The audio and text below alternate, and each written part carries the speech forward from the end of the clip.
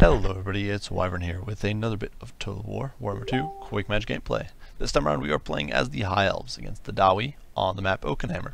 And this is just a little bit of a fun match here, not much to say. We are going for a straight up charge here with the High Elves, which I think is basically the best build you can do against the Dwarves. You don't really need any fancy footwork, you just need a lot of heavy hitting power. So over my lord here, I decided to bring a prince on a dragon, a star dragon. In case you're wondering why, it's just because he's pretty tanky. You do get okay missile resist, 25%. You can obviously kite away from your opponent's fire. You can cause fear and terror on your enemies, whatever the dwarf might bring that's susceptible to psychology. Dwarf warriors and backline troops like warlords and thunderers, rangers, all that sort of stuff. He does have the breath attack, which can potentially annihilate elite troops. Foe Seeker, of course. I did bring Bane Shield, wanted to try it out perhaps. Deadly Onslaught, Stand Your Ground, and Blade of Belkor Hadris. So great duelist, great damage dealer, just about anything, which is very expensive. Alongside him, and this is really the main reason I want to show this match, otherwise it's pretty quick and I think non-extraordinary. I did bring a Mage of High Magic here, and I wanted to test her out. As those of you who have been watching my videos know, the Amber Spear is kind of OP against the Dwarves. It's very potent, you can annihilate critical units very quickly with that. So I wanted to try Soul Quench. I've seen some good results with it in other YouTuber streams, and I wanted to give it a shot against the Dawi. I figured maybe it's a decent pick against their cavalry, or against their heavy infantry. And you can see here, it basically is much like Amber Spear. You get extra damage if you overcast it, and its cost is almost identical, and all that sort of stuff. So I did bring a Mage of High Magic here with Apotheosis and Soul Quench, as well as the Book of Hoth and the Starward Staff. My front line, a mix of 4 white lions, sorry, and 3 swordmasters, so just chop through my opponent's infantry, swordmasters for the more elite stuff, white lions for anything else, 2 archers with light armor in the back. In spite of the fact that I said don't bring these guys, at this point there wasn't anything else I could fit into the army list. So I figured, why not 40 armor? Otherwise I'm going to put into like 2 chevrons on my swordmasters, and I figured, you know what, that armor might make a difference when I use them to snipe away at my opponent's rangers. For my opponent, he did decide to go a very thick front line here of Dwarf warriors, anchored by Longbeards on the end, who will be providing that encouragement aura, as well as, of course, just being unbreakable to or being near unbreakable with psychology and all that sort of stuff, psychological immunity.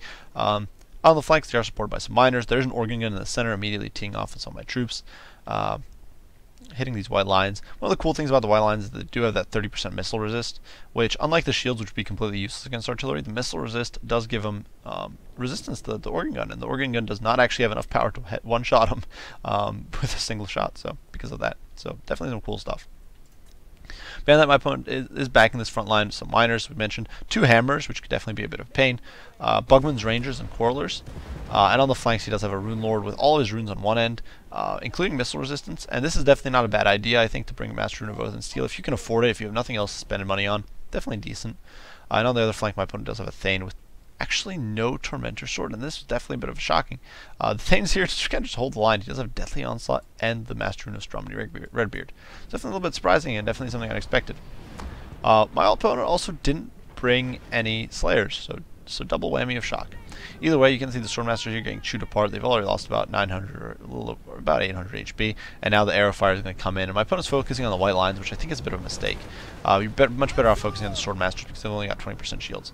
In my turn, I do focus on the organ gun with my archers. I want to take it offline as quickly as I can. And over here, you can see I did hit these hammers with a Soul Quench and got only about 8 kills. So not a great cast, and they were pretty clumped up. That was like about as perfect of a cast as I could have gotten. Now granted, the HP damage was huge because there was a very big splash. But with their built-in damage resist, which is up to perhaps, it's actually not. My opponent didn't bring his guy on an anvil, so only 25%. But nonetheless, my opponent was able to just tank through things there, and while doing quite a bit of HP damage, just didn't get those model kills. Anytime here, the white lines are going to close. Against the Dwarf Warriors, they will do some work. The Swordmaster of Hoth here are going to get intercepted by the Thane, but nonetheless, they do get a bit of a charge off, and these miners are not going to be long for this world. There's a second wave of white lines, which I do kind of misplace, but they should do pretty well too. Here, the hammers, 67 models, swing to flank.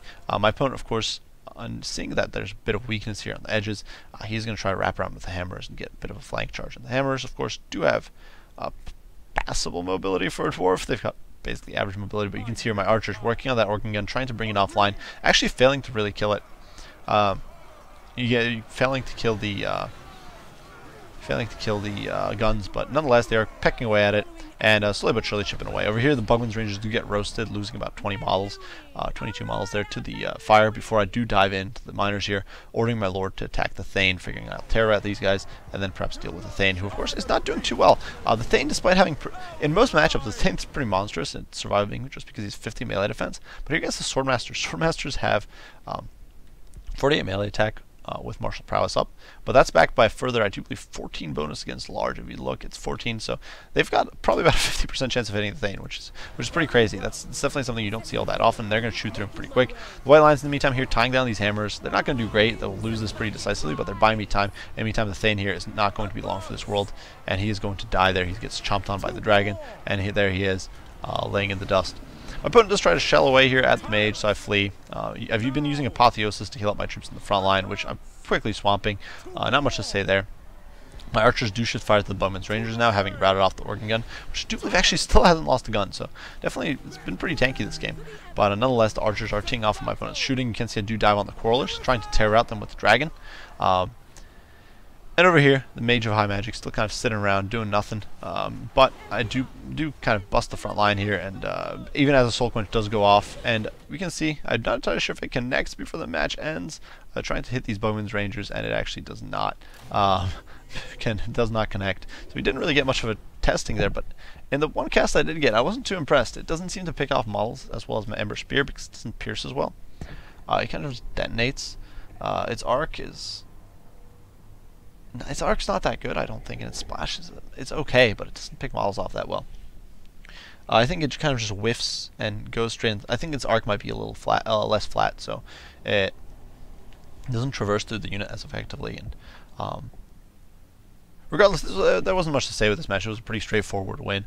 I think that I'm not really trying to critique my opponent's build here. You might have been new or not quite understood the high elf dwarf matchup, so not looking to criticize. I mostly just wanted to demonstrate the Mage of High Magic there with the Soul Quench, and it really didn't seem to pay dividends. For 11 wins of Magic, doing pretty pitiful work against the Hammerers, just really wasn't worth it. In my opinion, have been better served either bringing a different lord or just relying on Apotheosis, or honestly probably bring a different lore of magic. Lore of life or lore of light would have been much more useful here, in my opinion. But it was worth a test, and I think it's definitely kind of interesting to see. For the rest of this build, I do think this is actually pretty good, if not a very good anti-Dawi build if you're playing as the High Elves. Dwarves, if they go very artillery heavy, they won't be able to defend their front line. You just swamp them with White Lions. You get the White Lions in the back line. White Lions can trade okay with Slayers. Swordmasters will trash Slayers. They'll dumpster them. Your archers can help deal with Slayers. No matter what sort of build your opponent, unless your opponent goes very heavy into melee, they'll struggle to deal with this build. Because obviously the Dawi has to contend. It's much like if you're Empire and you bring a whole bunch of handguns against the Dawi, or the Dawi, because the Dawi player has to contend with a bunch of different possible builds. It's very hard to directly counter this sort of build, and there are ways to do it. I do think that bringing an extra hero in there, getting some more Runes of Wrath and Ruin, getting more great weapons, getting more AP firepower rather than Rangers, definitely a good way to go. But nonetheless, I do think the Dawi will definitely struggle against this sort of composition. I think it's very solid. You don't really need cavalry against the Dwarves, at least not as High Elves. As for my opponent's build, a move hacker here. Yeah, once again, not really looking to critique much here, but definitely I wouldn't bother with the Ranger Quarrelers with the great weapons. I'm not sure if he was just testing them out. Maybe wanted to just try them out. I don't think they're worthwhile. Their melee stats are atrocious. So despite the fact that they have AP, they're going to struggle. Obviously against the Elves, who can't shoot them too bad, it might be okay, but in my opinion, you'd be much better off bringing some Thunderers for that extra AP. As for the rest of the build, a lot invested in the Dwarf Warriors and Miners here. I would have probably brought a unit of Slayers, at least one, to defend the Organ Gun, and perhaps some warriors with great weapons. Perhaps just dump these warriors, and dump the maybe just drop the 2 Longbeards and drop the warriors, the Dwarf Warriors, and get 4 Longbeards with great weapons in there instead. In my opinion, that would be quite possibly be a better investment. I'm not sure how much you'd have left at that point. Maybe enough to get these miners up to satchel charges or something like that. But definitely, I think that great weapons are a good choice against High Elves. High Elves don't really have the tools to punish great weapon use. If they bring artillery, well, ignore shields. If they use archers, their archers have pitiful pitiful AP. So either way, you do okay, especially with the missile resistance from the Rune Lord. So nonetheless, good game to my opponent. It was very quick, and I basically just wanted to show the Soul Quench here. So I do hope you guys enjoyed the video. I hope you saw. I don't think Soul Quench is really worth it. There might be some situations against some less magic vulnerable factions where it's, or less magic resistant factions, that it might work better, but personally I just don't see it as being that useful a spell. Maybe with a even more optimal cast it would be good. So if you guys have had your personal use of it, then you've seen it do great. Be sure to post down below. I'd love to hear it. I would like if you guys have a bit better advice, if you're not really supposed to use it from an angle, anything like that, be sure to post down below. I'd love to know. I always look to use underused spells and underused abilities and see how to make it work. So I'd love to know. So thank you guys for watching. I do hope you guys enjoyed. If you did, be sure to leave a like and subscribe down below. If you have any comments, as mentioned, you definitely post, and I'll respond as soon as I can. As usual, guys, I appreciate you all for watching. I appreciate you all for your support, and I will see you all in the next one. Bye for now.